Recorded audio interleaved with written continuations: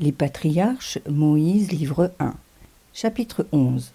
Le passage de la mer Rouge. Exode 14, versets 5 à 23.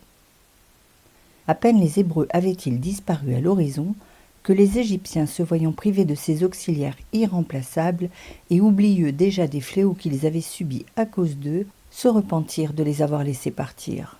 « Et quoi, leur fait dire saint Éphrem, souffririons-nous que ces Juifs, après nous avoir causé tant de maux, s'en aillent ainsi impunément ? Ils ont mis au pillage nos biens, nos objets les plus précieux, et les ont emportés avec eux. Mieux vaut périr que de laisser ce peuple bafouer ainsi l'empire égyptien. » Le pharaon, atterré un instant par l'extermination des premiers-nés, avait retrouvé toute son arrogance depuis que le fléau avait cessé, et regrettait cet exode plus amèrement que personne. Il se persuadait, à part lui, que Moïse n'était qu'un enchanteur, et que c'est par des sortilèges qu'il avait déchaîné les maux dont l'Égypte avait tant souffert. Voyant au bout de quelques jours qu'aucun signe n'annonçait le retour des soi-disant pèlerins, il résolut de les rattraper et de leur faire payer cher leur escapade.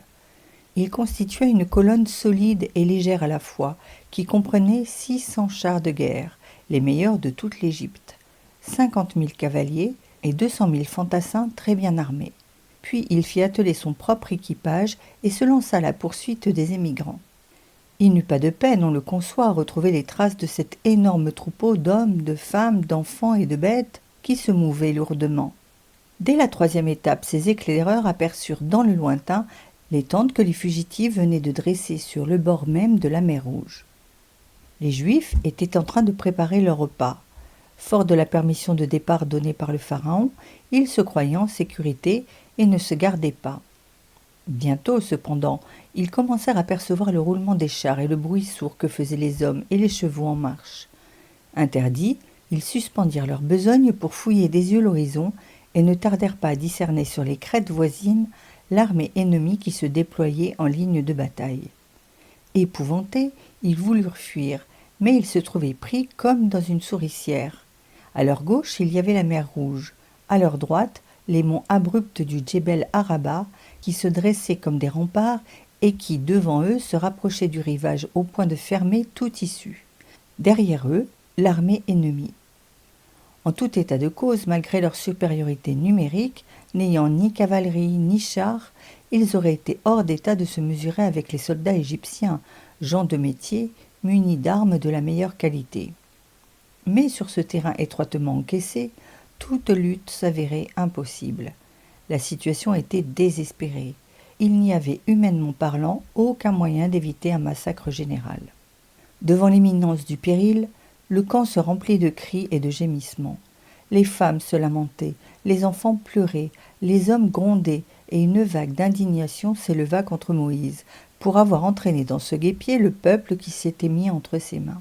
« Tu as eu peur, sans doute, lui criait-on, qu'il n'y ait pas assez de place en Égypte pour nous enterrer tous, et c'est pour cela que tu nous as menés dans ce lieu, pour que nous mourions dans le désert, et qu'on puisse nous y ensevelir commodément. Pourquoi nous as-tu conduits ici ? Ne t'avons-nous pas dit 100 et 100 fois que nous aimions mieux servir les Égyptiens que de nous lancer dans cette aventure ? Nous préférons être leurs esclaves que de mourir dans le désert. » Vainement, avec cette douceur qui était devenue sa vertu dominante, Moïse essaya de les calmer.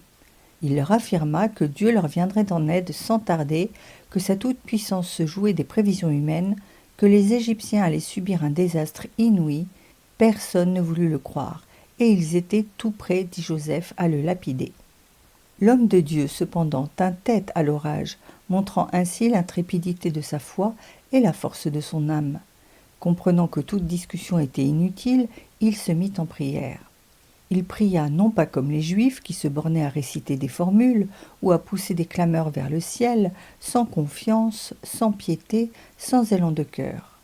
Pour lui, il se recueillit profondément en lui-même, il entra dans le sanctuaire intime de son âme, et là, il supplia Dieu de lui venir en aide.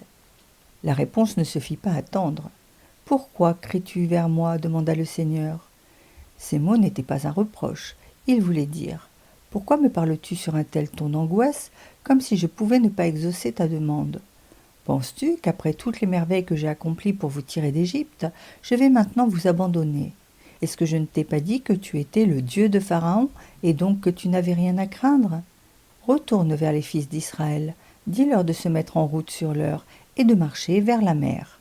Quand vous arriverez sur le bord de celle-ci, tu étendras ton bâton au-dessus des flots, puis tu leur ordonneras de vous ouvrir un passage et de vous laisser traverser à pied sec. Cependant, le jour commençait à décliner.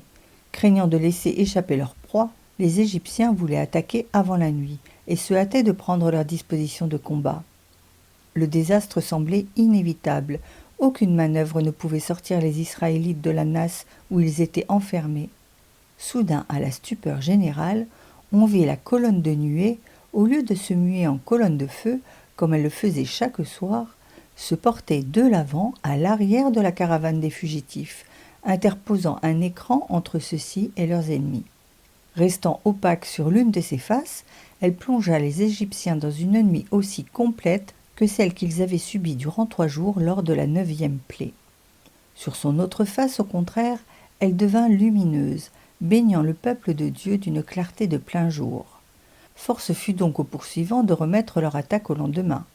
Mais l'avertissement que le ciel leur donnait par ce nouveau prodige ne leur servit de rien. Ils attendirent avec une impatience fébrile le lever du soleil, brûlant du désir de massacrer enfin et de dévaliser cette tourbe d'Hébreux qu'ils croyaient tenir à leur merci. Tout en marchant, Moïse était arrivé sur le bord même de la mer Rouge. Là, de nouveau, il adressa à Dieu une prière fervente. « Vous voyez, Seigneur, disait-il, qu'il est humainement impossible de sortir d'une situation comme la nôtre. Vous seul, vous pouvez, si vous le voulez, sauver ce peuple qui n'a quitté l'Égypte que pour vous obéir et le garantir de la fureur de ses ennemis. Vous êtes notre unique espérance, notre seul refuge dans une telle extrémité. Hâtez-vous donc, Seigneur, Dieu Tout-Puissant, de déployer votre bras en notre faveur et relevez le courage de votre peuple qui se désespère. Cette mer et ces rochers qui nous encerclent et qui s'opposent à notre passage sont l'œuvre de vos mains. Commandez-leur, Seigneur, et ils obéiront à votre voix. » Cette prière achevée, le serviteur de Dieu étendit son bâton au-dessus des eaux. La mer était agitée et sombre. Elle roulait vers le rivage de grosses vagues qui se brisaient avec fracas, puis se retiraient en bouillonnant. Mais à peine Moïse eut-il fait le geste commandé qu'elle sembla se fendre en deux. Une tranchée profonde s'ouvrit au milieu d'elle. L'un des bords se haussa en haut d'10 filons et, étant entassé et pressé comme une muraille ferme, se tint tout droit sans se remuer aucunement. L'autre se retira en arrière comme un cheval que l'on fait reculer en prenant sur le mors de bride, puis s'immobilisa, laissant dans l'élément liquide un large passage. Au même moment, un vent très fort se mit à souffler, qui assécha entièrement le fond du chenal ainsi tracé. C'est ce qu'a voulu plus tard exprimer le psalmiste, quand il dit que Dieu conduisit les Hébreux à travers les abîmes comme à travers un désert, c'est-à-dire sur un terrain aussi sec que le sable du désert. Saisis de stupeur devant ce spectacle inouï, les Juifs demeuraient sur place, n'osant avancer. C'est en vain, d'après la tradition, que Moïse, s'engageant dans le chenal, essaya d'entraîner derrière lui la tribu de Ruben, qui marchait la première. Celle-ci refusa de le suivre.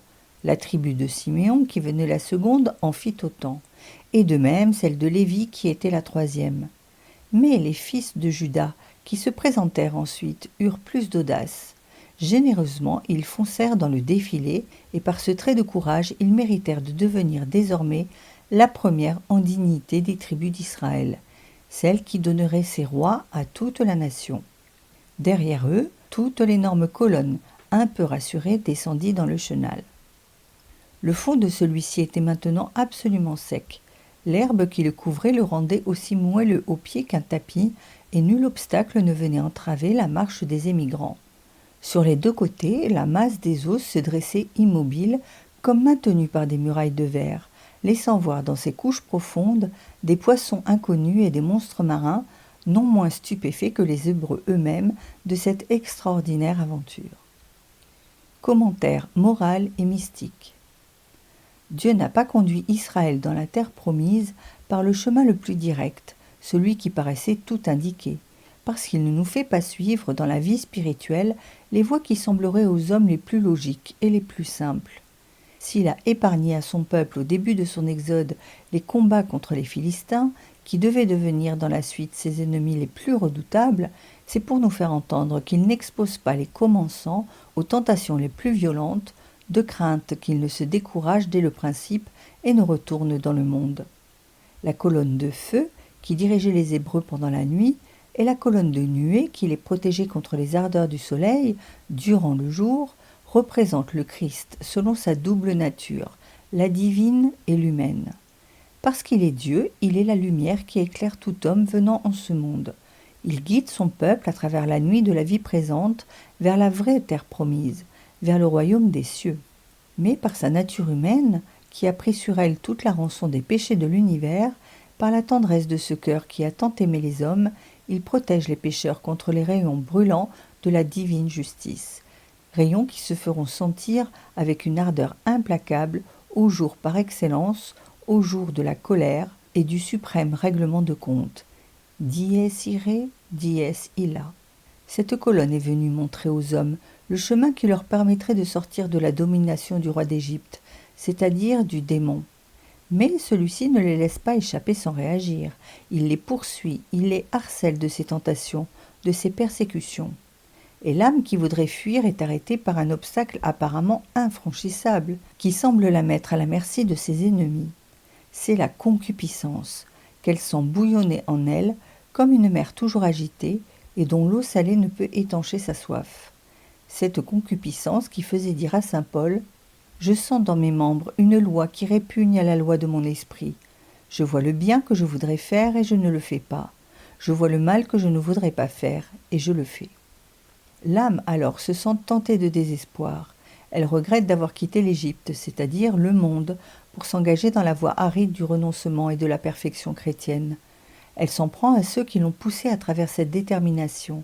« N'y avait-il pas assez de sépulcres en Égypte pour nous enterrer tous ?» leur reproche-t-elle.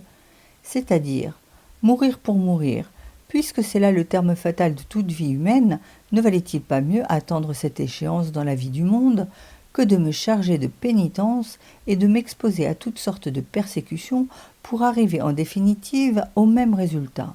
Dans cette conjoncture, qu'elle ne désespère pas cependant, qu'elle crie vers le Seigneur, mais qu'elle crie comme Moïse et non pas comme les Hébreux dont la prière n'était qu'un tumulte confus de paroles sans conviction, de formules sans intention, qu'elle crie dans le secret de son cœur, de cette voix silencieuse qui perce les nuages et qui monte jusqu'au plus haut des cieux. Et Dieu alors lui dira à elle aussi « Élève ton bâton au-dessus des flots », c'est-à-dire « Mets la croix au-dessus des puissances de la chair et du démon. C'est dans ce signe que tu vaincras. N'oublie pas que le Christ a triomphé du monde et de l'enfer. Tais-toi, obéis et laisse agir le Seigneur. »